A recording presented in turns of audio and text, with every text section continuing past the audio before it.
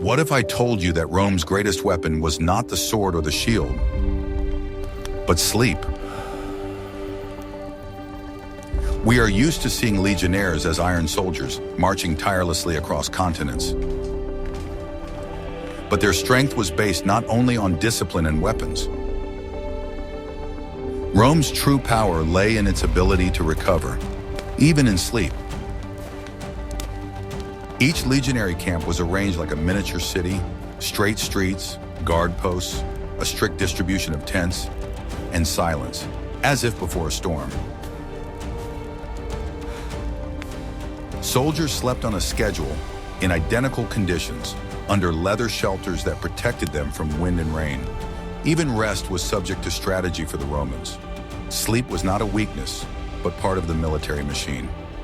Watch the video to the end to find out how an ordinary soldier's cloak could be turned into a means of heating and camouflage, why nighttime discipline in the camp was considered sacred, and how this ideal order in sleep allowed Rome to control half the world.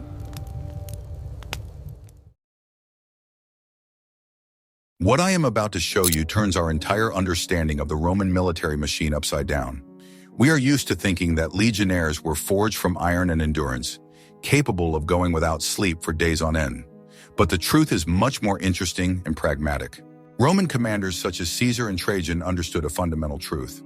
A tired soldier is a bad soldier, vulnerable to ambushes and mistakes. Therefore, the entire logistics of the march were built not around the battle, but around the next night's lodging. The strength of the legion was restored every night in a precise, ritualistic order. This system was not just a good idea, it was an ironclad law. Every legionnaire knew that after an exhausting day's march, he would not find a chaotic encampment, but an organized camp. This certainty was a huge psychological advantage over their opponents. The tribes that Rome fought often relied on surprise night attacks. But the Roman camp was designed to make this tactic an extremely risky undertaking for the attackers. The uniqueness of this approach was that rest was not considered a luxury, but part of the combat mission. Soldiers were not simply entitled to sleep, they were required to rest in order to be fully combat-ready the next day. This philosophy permeated the entire army structure, from the high command to the last recruit. Rejecting this system would be tantamount to refusing to clean one's weapons. Commanders understood that battles are won with fresh legs and a clear mind. While Rome's enemies often slept in fits and starts, in unprepared places, the Roman army carried its rest system with it. The camp was a portable fortress that guaranteed safe sleep. Every soldier contributed to this security by working on the construction of fortifications. It was a collective responsibility that brought collective benefits. Soldiers dug trenches not for their centurions, but for themselves, so they could sleep peacefully.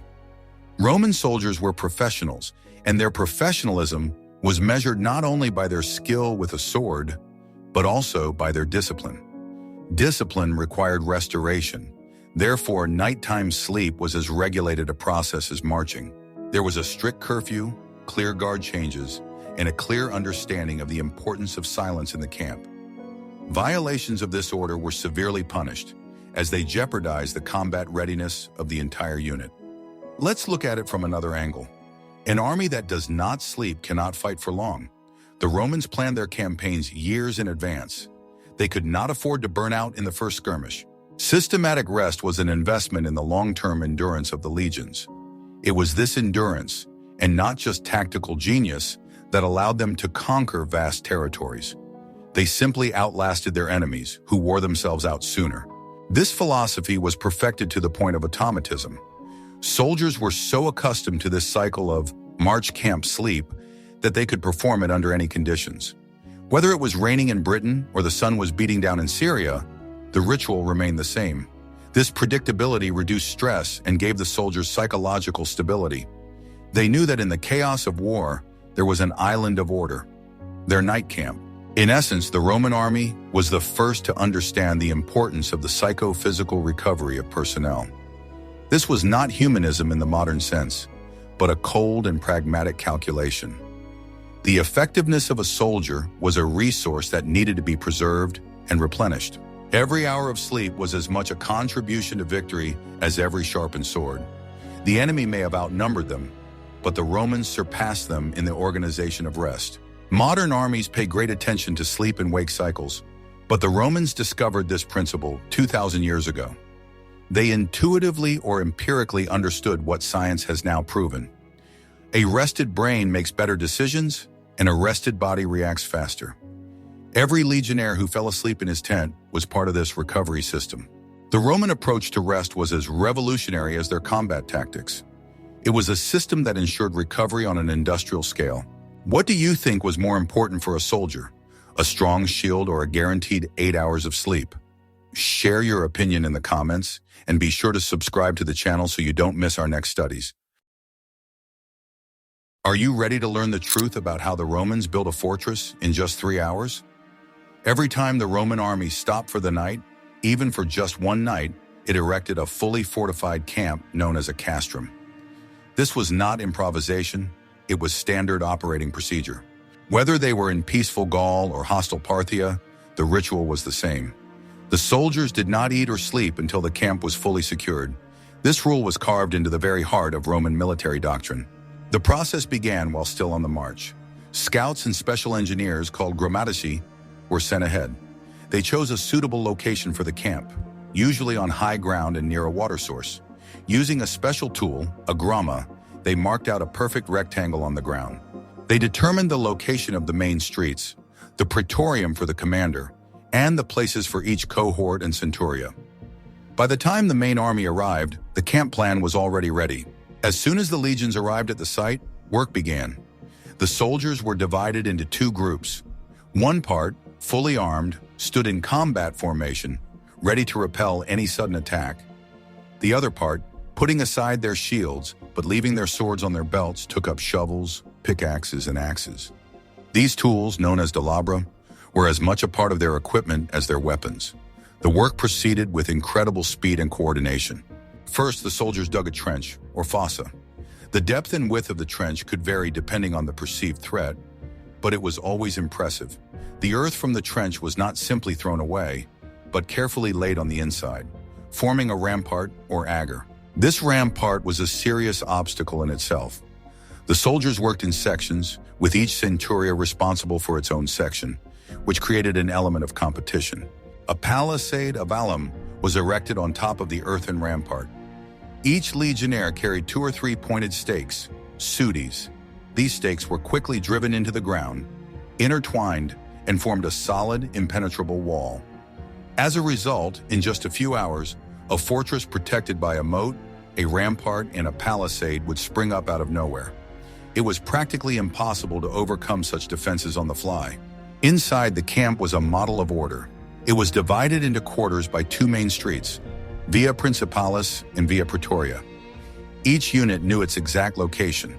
Tents were set up in rows like houses on city streets. This eliminated confusion and allowed any soldier to instantly find his place in the ranks in case of an alarm. In the center was the commander's tent and an altar for sacrifices. The camp had 4 gates, one on each side. They were protected by additional fortifications and strictly guarded. The presence of 4 gates allowed the army to quickly leave the camp for formation or counterattack in any direction. The entire layout was thought out to the smallest detail and remained unchanged for centuries. A soldier from Caesar's legion would have felt at home in Trajan's camp. At night, the camp became an island of light and order in the middle of the wilderness. Guards were posted around the perimeter of the rampart. Patrols regularly circled the territory. Any attempt by the enemy to approach unnoticed was doomed to failure. It was this collective security that allowed the soldiers to sleep peacefully. They rested, knowing that their sleep was guarded by thousands of comrades and impregnable fortifications. This system also had a huge psychological impact on the enemy. Imagine an army that builds a new fortified city every day and then abandons it in the morning and moves on. This demonstrated an incredible level of discipline, engineering skill, and resources. The enemy understood that they were not dealing with an ordinary army, but with a civilization on the march.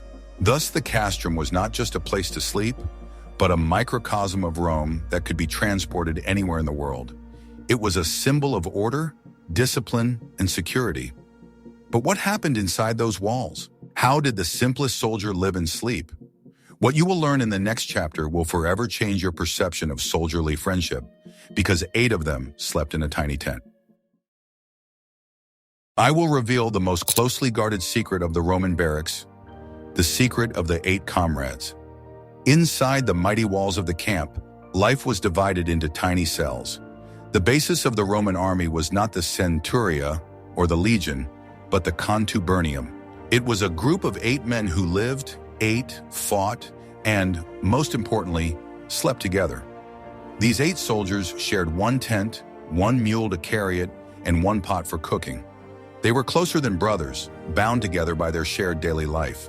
The uniqueness of the system lay in its social dynamics. Imagine 8 adult men in a confined space made of goatskin, measuring only 3 by 3 meters.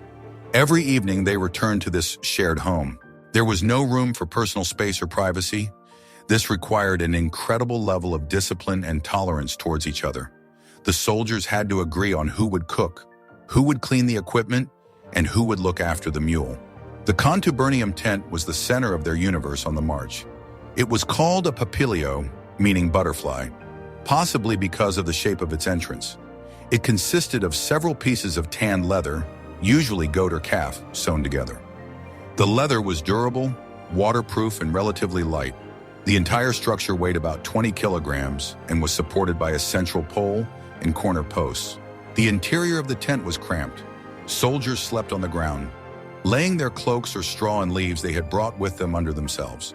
In the center, if the rules allowed, there could be a small hearth for warmth, but more often they cooked outside. Personal belongings, sarcina, which each soldier carried with him, were stored at the entrance or under his head. Sleeping in such conditions was a collective experience. Sounds and smells were an integral part of this life. 8 tired men, their clothes wet from the march, the smell of leather armor, sweat, and food being prepared. All of this mingled in the cramped space. At night, they heard each other's breathing, snoring, and talking in their sleep. This created an incredible sense of camaraderie. These people knew everything about each other. This closeness was both a strength and a weakness. On the one hand, it fostered camaraderie, which was vital in battle. A soldier fought not so much for Rome as for the 7 guys he shared a tent with. He knew they would cover his back, just as he would cover theirs. This interdependence was the foundation of the legion's fighting spirit. On the other hand, conflicts in such a small group were inevitable. Different personalities, habits, and backgrounds could all be sources of friction. Therefore, there was an informal hierarchy in the contubernium. Usually, there was a senior member, the decanus, who was responsible for maintaining order, assigning duties, and resolving disputes. He was an informal leader, supported by the authority of the centurion. During sleep in the tent, someone was always awake. Of course, not inside, but outside, on the common rampart of the camp. But the members of the contubernium also took turns being responsible for the safety of the common property. The mule that carried the tent in the hand mill for grain was a vital asset. It had to be fed, watered, and guarded. Losing the mule meant that the 8 soldiers would have to carry the heavy tent themselves. This system was ingenious in its simplicity. It made each soldier responsible for his comrades. It transformed the anonymous mass of the army into a network of small, cohesive cells. When a legionnaire went to sleep, he was surrounded not by strangers, but by his second family. This sense of belonging and security was invaluable. Imagine this scene. Outside the camp, the wind howls and the enemy shouts, while inside the cramped leather tent, 8 men lie together. They share the latest news, tell stories, complain about the centurion, and fall asleep. They sleep the deep sleep of tired men, confident that their comrades will not let them down. This social engineering was no less important than military engineering. If you like how we reveal these little-known details of everyday life, don't forget to like this video, and be sure to subscribe to our channel so you don't miss new videos where we talk about ancient Rome. Want to know the secret that made the Roman army truly mobile? It was not only the endurance of the soldiers, but also their tents. The Roman tent, papilio, was a marvel of engineering and logistics. It was strong enough to withstand bad weather and light enough to be carried by a single mule. This leather house was standard equipment for every contubernium. The main material used to make tents was leather, most often calf skin or goat skin. Unlike fabric, leather was much stronger and more durable. It did not rot from dampness as quickly and provided excellent protection from rain and wind. Of course, leather tents were heavier than fabric ones, but their reliability in long campaigns made up for this disadvantage. The manufacturing process was laborious. Animal skins were carefully processed, tanned, and sewn together with strong waxed threads. Special attention was paid to the seams to ensure they did not leak. Leather panels were often sewn together with overlapping seams. Over time, smoke from campfires and weather conditions caused the leather to become dark, stiff, and virtually impenetrable. A standard tent had a square base, approximately 3 by 3 meters. One vertical pole was installed in the center, and 4 shorter poles were installed at the corners. The entire structure was stretched using ropes and wooden pegs. This simple shape was wind-resistant and provided maximum interior space with minimum weight. The entrance usually consisted of 2 flaps that could be fastened or tied. The logistics were thought out to the smallest detail. The tent, its poles, pegs, and ropes were carried by a single mule, which was attached to the contubernium. Along with the tent, the mule also carried other common equipment, a hand mill for grain, a kettle, and provisions for several days. Caring for this animal was one of the main responsibilities of the 8 soldiers. The process of setting up the tent was perfected to the point of automatism.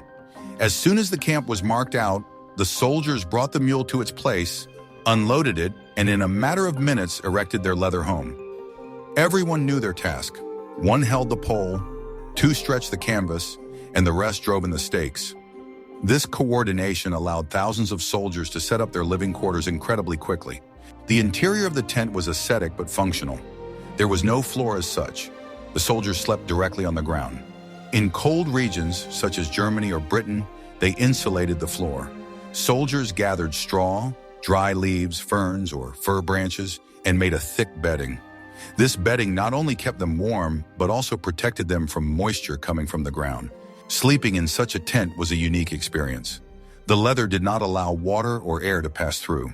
It quickly became stuffy inside and odors accumulated. In rainy weather, the tent became a refuge. But in hot weather, soldiers probably preferred to sleep outside, using the tent only for storage. However, in troubled regions, the order was to sleep inside under protection. The leather tent was not just a shelter, it was a symbol of home. Wherever fate took a legionnaire, he knew that in the evening, a familiar refuge awaited him. It was his personal, or rather collective space in a huge military machine. This stability was important for the morale of an army that spent years, even decades, on campaigns. When a tent wore out, it was repaired. The soldiers themselves were shoemakers and saddlers. They patched holes, replaced worn areas, and greased the leather to prevent it from cracking. The tent was a valuable asset, and its condition was carefully monitored. In the next chapter, we will talk about how soldiers protected themselves from the cold when one tent was not enough.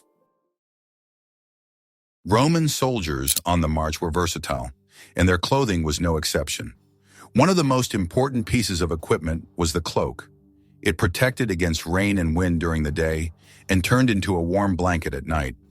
There were several types of cloaks, but 2 were most common: the sagum and the penula. The choice of cloak often depended on the era and location of the legionnaire service. The sagum was a simple rectangular piece of thick woolen fabric. It was fastened on one shoulder, usually the right, with a fibula, a special brooch-like clasp. This left the right hand free to carry weapons. The sagum was heavy, dense, and provided excellent protection. It was worn over armor during marches in bad weather. At night, the sagum became a universal blanket. Legionnaires could wrap themselves in it when they went to sleep. The wool used to make the cloaks was not ordinary. It was coarse, not always dyed, and most importantly, contained a large amount of natural lanolin. This animal fat made the fabric virtually waterproof and very warm. Even if the cloak got wet on the outside, it remained relatively dry on the inside. Another common type of cloak was the penula. It was a later and perhaps more comfortable version. The penula was semicircular or oval in shape, with a hole for the head in the middle. It resembled a modern poncho and often had a hood to protect the head. The penula covered the soldier on all sides, which was very convenient in heavy rain or snow. At night, the penula also served as a blanket. Its hood could be used as a pillow if stuffed with straw or soft items. Since the penula was one piece, It retained heat better than the sagum, which could open up. Soldiers sleeping in a cramped contubernium tent covered themselves with their cloaks, creating a multi-layered protection from the cold. The quality of the wool was of great importance. The army was the largest consumer of textiles in the empire. There were entire regions that specialized in the production of soldiers' cloaks. The wool was thick, felted, and able to withstand years of harsh use. The color of the cloak was usually natural, from cream to dark brown, although some sources mention red cloaks for ceremonial occasions. Soldiers took care of their cloaks as they did their weapons. They cleaned them, dried them by the fire, and patched holes. Losing a cloak was a serious problem, especially in the northern provinces. In the cold climate of Britain or Germany, a cloak was not just clothing, but a means of survival. Sleeping without warm shelter on the frozen ground could quickly put a soldier out of action. The cloak was a multifunctional item. It could be used as a mat on the ground. It could be stretched between two spears to create temporary shelter from the sun or rain. Several cloaks tied together could be used to carry a wounded comrade. This versatility was typical of Roman equipment. When a soldier went to sleep, he first spread part of his cloak on a straw mat. Then he lay down, covering his legs and body with the other half. If it was very cold, he could sleep without taking off his tunic and other clothes. 8 men sleeping side by side in a tent provided additional warmth to each other with their body heat. Thus, a simple woolen cloak was one of the most important survival technologies for a Roman soldier. It was an example of how a simple but high-quality item could perform many functions. During the day, it was armor against the weather, and at night, it was a fortress against the cold. This simplicity and effectiveness were the key to the success of the legions. What if I told you that a legionnaire's main defensive weapon could turn into his bedroom? Of course, sleeping in a fortified camp was the norm, but war is war. There were situations when the army did not have time to build a castrum. This could be due to forced marches, sudden clashes with the enemy, or special missions. In such cases, soldiers had to spend the night sub pellibus, that is, under the skins of their tents, but without the protection of the rampart or even under the open sky. In such improvised camps, personal equipment came to the fore. And here the versatility of Roman equipment was fully demonstrated. The famous Roman shield, the scutum, was not just a means of protection in battle. Its curved rectangular or oval shape made it an ideal temporary shelter from wind and rain. A legionnaire forced to sleep without a tent would look for any natural shelter, a tree, a rock, or at least the leeward side of a hill. He would place his scutum on the ground, curved upward. This created a small but effective barrier against the wind. Then he would lie down on the ground, spreading his cloak underneath him, and press himself against the shield. The shield covered his head and torso from the strongest winds. Several soldiers could put their shields together to create more reliable shelter. For example, 2 or 3 shields placed on their edges and joined together formed a small barrier. Soldiers could lie down behind this barrier, covered with their cloaks. This was especially important in steppe or desert areas where there was no natural shelter. The leather cover that the scutum was covered with during marches to protect it from rain also played a role. The shield itself was made of layers of wood glued together and covered with leather. If it got wet all the time, it would split and become useless. The cover protected it, but at night it could be used as extra bedding or shelter. Sleep in such conditions was shallow and restless. Soldiers slept fully clothed without removing their armor and kept their weapons close at hand. It was not a full rest, as in camp, but rather a short respite. However, even such a respite was better than no rest at all.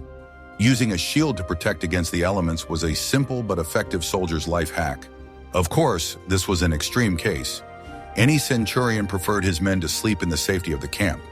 But the legionaries' ability to adapt to any conditions and use their equipment for purposes other than those for which it was intended was their strong point.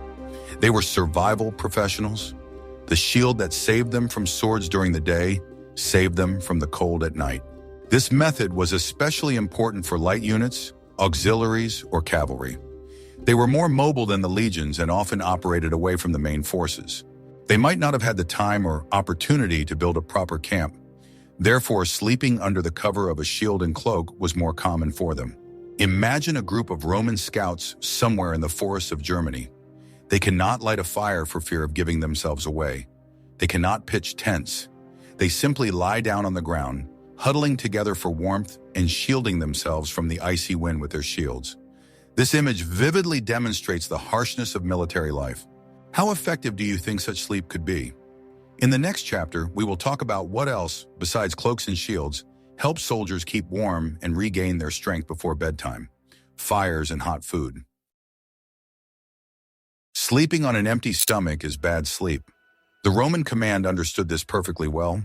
Therefore, the evening ritual before bedtime did not begin with going to bed, but with cooking. After the camp was set up and the guards were posted, the soldiers of the contubernium gathered together at their tent to prepare dinner. This was an important social and physiological moment of the day. The main fuel for the fires was, of course, wood. If the camp was set up in a wooded area, this was not a problem. Special foraging teams collected wood during the march or after the camp was set up. However, in steppe or desert regions, this became a problem. Soldiers had to use dung, dry shrubs, or even dismantle old buildings for fuel. Campfires were not lit haphazardly. There were strict fire safety rules. The fires were located at a safe distance from tents and fortifications. Inside the camp, the smoke from thousands of small fires created a special atmosphere. On the one hand, it was warm and cozy, but on the other hand, the smoke could reveal the location of the camp. So in particularly dangerous areas, the order could be, do not light fires. Each tent had a common pot, a situla. This pot was used to prepare the main meal. The Roman legionnaires' diet was simple but high in calories. It was based on grain, mainly wheat. Each soldier received his ration of grain and ground it into flour himself using a small hand mill, which was carried by the camp mule. The soldiers used this flour to make either unleavened flatbread, baking it on hot stones or a metal sheet, or porridge. The most common dish was pulse, a thick porridge made from coarse flour, water, and salt. They added whatever they could get their hands on: vegetables, beans, garlic, and, if they were lucky, a little fat or dried meat. Hot food at the end of an exhausting day was incredibly important. It not only satisfied hunger, but also warmed the soldiers from within. This was especially important in cold climates. Warm porridge, eaten in the company of comrades, restored strength and raised morale. It was a moment of relaxation before bedtime. After dinner, the soldiers tidied up their equipment. They cleaned their armor, sharpened their swords, and repaired their shoes in collegae. It was a routine but necessary task. Performing these simple, monotonous actions also helped them switch from the tension of the march to a state of rest. The camp hummed with quiet conversations, the clanging of metal and the crackling of fires. Water was another important element. It was brought from the nearest source, which was carefully guarded. Water was boiled for cooking. Soldiers also drank pasca, a mixture of water, vinegar, and sometimes salt. Vinegar disinfected the water and quenched thirst well. This drink was an essential part of the diet. When all the work was done, the food was eaten, and the equipment was put in order, the camp gradually quieted down. The soldiers dispersed to their tents. The fires were extinguished or left to smolder under supervision. It was time for sleep, a soldier's most valuable resource. This routine, repeated day after day, was the foundation of the Roman military machine. This evening ritual, from setting up camp to eating hot soup, was aimed at one thing: ensuring the soldier had the best possible quality and safety of rest. The Romans did not leave such important things to chance. They turned preparation for sleep into an exact science, and this gave them a huge advantage on the battlefield. The entire camp could sleep safely only because some of the soldiers did not sleep. The guard duty system, vigilia, in the Roman army was as strict and organized as everything else. The night was divided into 4 watches, or vigilia, each lasting about 3 hours from sunset to sunrise. This ensured that there were always fresh and alert sentries on the ramparts. Responsibility for guarding the camp was collective. Each centuria assigned a certain number of soldiers to guard duty. It was not the most pleasant duty after a hard day, but it was vital. Refusal to serve or negligence were unthinkable. The lives of thousands of comrades were at stake. The process of changing guards was strictly regulated. The beginning and end of each vigil were announced by the sound of a trumpet, a bukina. It was a deep, drawn-out sound that carried throughout the camp. Hearing it, The new guard took up their weapons and went to their posts, while the old guard, having done their duty, returned to their tents to sleep. The sentries stood at regular intervals along the rampart, usually within sight and earshot of each other. They had to stand motionless, peering and listening into the darkness beyond the camp. Their task was to notice any movement, any suspicious noise, and immediately raise the alarm. They were not allowed to sit down or get distracted. In addition to the sentries on the ramparts, there were also patrols, called circuiters. These were officers, usually centurions or their assistants, who made their rounds throughout the night. They checked the sentry's vigilance. To make sure that the sentry was not asleep, the patrol used a system of passwords. Every day a new password was set, which was passed on to all units in the form of a wooden tablet, a tessera. The sentry, hearing the patrol approaching, had to call out to them and demand the password. The patrol in turn made sure that the sentry was in place and awake. This double control system was very effective. It prevented the sentries from relaxing and at the same time protected them from sudden attacks. The consequences of sleeping on duty were severe. If the patrol found the sentry asleep, it was considered one of the most serious military offenses. Such a soldier endangered the entire legion. The punishment was swift and served as a lesson to everyone else. Therefore, soldiers did everything possible to stay alert during their vigil. In cold weather, standing guard was a real challenge. Soldiers stood in the biting wind, snow, or rain. They wrapped themselves in their cloaks, but the warmth of a blanket was unavailable. The only thing that kept them warm was their sense of duty and the thought that in 3 hours they would be relieved. Then they could return to their tents and sleep soundly. This round-the-clock vigilance was the price the army paid for its safe rest. Every soldier in the camp was both a defender and someone who was defended. Today he slept while his comrades stood on the rampart, and tomorrow they would switch roles. This system of interdependence and responsibility was the backbone of the legion. Thus, the Roman camp never truly slept. It was a living organism, with one part resting while the other remained awake. It was a perfect balance between rest and vigilance. It was this system that allowed the legions to wake up every morning refreshed, rested, and ready for new challenges, while their enemies were often exhausted from sleepless nights. The Roman Empire stretched from foggy Britain to arid Syria. Legionnaires had to fight and sleep in completely different climatic conditions. The standard sleeping kit, a leather tent and a woolen cloak, was universal but required adaptation. Resourcefulness and adaptability were as important soldierly skills as swordplay. In northern provinces such as Germany or Britain, the main problem was cold and damp. Winter campaigns were particularly difficult. The leather tent protected against wind and rain, but not against frost. To keep warm, soldiers used their entire arsenal of resources. As we have already mentioned, the floor of the tent was covered with a thick layer of straw, ferns, or fir branches. This bedding insulated them from the frozen ground. The soldiers slept fully clothed, wrapped in their raincoats. 8 people in a cramped tent kept each other warm with their body heat. Sometimes, if it was safe, a small fire could be kept going in or near the tent. However, most often, the only source of warmth was hot food before bed and collective body heat. Extra blankets or skins were worth their weight in gold. In these regions, soldiers could also build more substantial winter camps, called castra stativa. These were no longer temporary overnight stops, but full-fledged fortresses with wooden or even stone barracks. Such barracks already had stoves and wooden bunks, which made sleeping much more comfortable. But on the march, they had to make do with tents. Completely different problems awaited soldiers in the east, in Syria, Judea, or Egypt. Here, the enemy was not the cold, but the heat and dust. During the day, the temperature could be exhausting, and at night, it could drop sharply. During the day, the leather tent turned into a hot oven.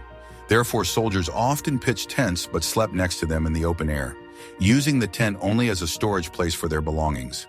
At night, when the desert coolness set in, the cloak became necessary again.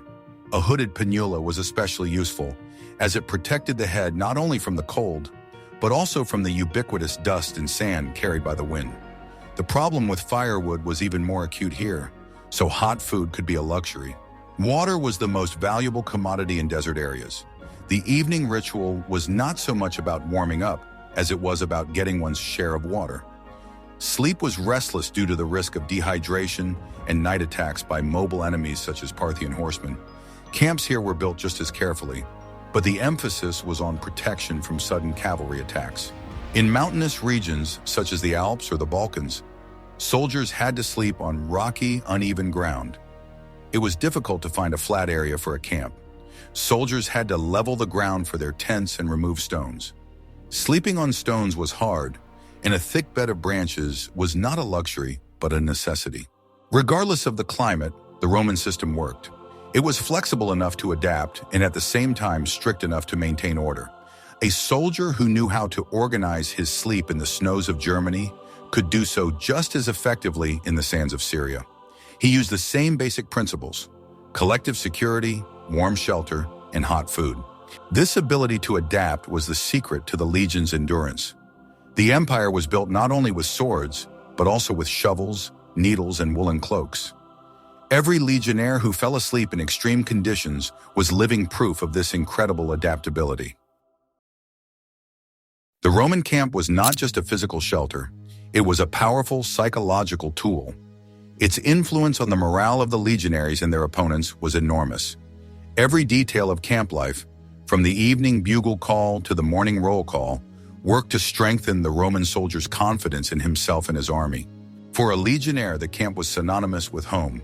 In a foreign, hostile country where an enemy could be hiding behind every tree, the construction of familiar fortifications was a return to civilization. As soon as the last stake was driven into the rampart, the chaos of the outside world remained outside. Inside, order, law, and Roman discipline reigned supreme. This feeling was priceless. Every evening, the soldier saw a fortress rise from nothing before his eyes. It was a daily routine miracle that demonstrated the power of his legion. He was not just a grain of sand, but part of a well-coordinated mechanism capable of changing the landscape. This involvement in collective power gave him confidence in his own abilities. Sleep in such a camp was the sleep of a victor. The soldier rested not because the enemy graciously gave him a respite, but because he himself had created safe conditions for himself. He slept knowing that his sleep was protected not only by walls, but also by thousands like him. This collective confidence was unbreakable. The predictability of the ritual also played a huge role. Every day, regardless of fatigue or weather, the army performed the same sequence of actions: marching, choosing a location, marking out the camp, building it, preparing food, and sleeping. This routine was an anchor of stability in the changing sea of war. It protected the soldier's psyche from stress and uncertainty. For Rome's enemies, the sight of a night camp was, on the contrary, a powerful demoralizing factor. They saw an army that was not afraid of the night, an army so confident in itself that it built a fortress just to spend the night. Any attempt at a night attack was repelled by the moats and ramparts. This inspired awe and respect. Often, Rome's opponents simply could not understand this obsession with camps. Why waste so much energy every day? But that was precisely the point. The Roman army did not just fight, it carried its order with it. The camp was the physical embodiment of Roman superiority, its organizational and engineering power. When the legion left the camp in the morning, it left behind an empty but impressive structure. These abandoned camps, which can be found throughout Europe, still stand as a testament to their discipline. The army left rested, refreshed, and ready for battle. It did not waste energy on night alarms and sleepless runs. The very act of sleeping in safety was a confirmation of a soldier's status. He was not a savage sleeping under a bush in fear, but a citizen soldier whose rest was guarded by the full power of Rome. This psychology was no less important than physical recovery. The soldier woke up not only with a rested body, but also with a clear head. Thus, the entire system of overnight stays for the Roman army was aimed at creating psychological comfort. Security, order, routine, camaraderie. All these were the building blocks of the legion's indestructible fighting spirit. The Roman army defeated its enemies even before the battle began, simply by showing them how it slept. We can see that sleep for Roman soldiers was not just a physiological need, but a crucial element of military strategy. It was sleep protected by moats, ramparts, discipline, and camaraderie. The system of camps, contubernia, and personal equipment turned rest into a ritual that gave Rome a fresh and battle-ready army every morning. A safe night was as much a victory as a battle won. It was the foundation on which the legion's endurance and ability to conquer were built. The Roman army did not just march, it carried its own portable world with it, guaranteeing order and recovery. What other aspects of Roman military or civilian life would you like us to cover in future videos? Perhaps you are interested in supply logistics, winter camps, or the lives of veterans after service? Write your suggestions in the comments and don't forget to subscribe to our channel so you don't miss out on new research into the past.